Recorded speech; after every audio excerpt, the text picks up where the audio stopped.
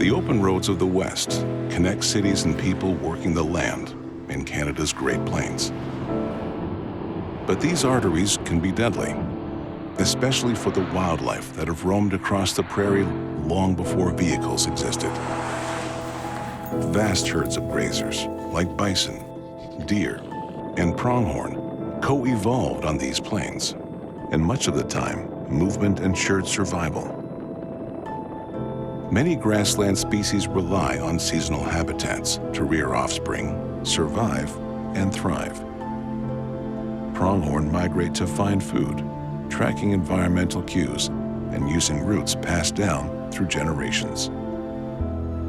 But these routes are no longer what they once were.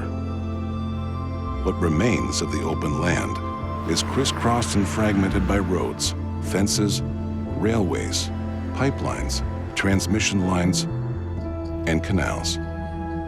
These linear barriers make it difficult or impossible for wildlife to move between habitat patches, even when separated by short distances.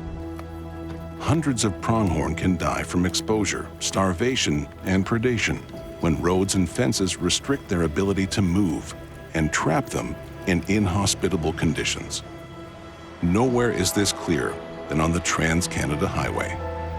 On the prairie landscape, it acts like a tall fence that stops many migrating animals from crossing, even killing some.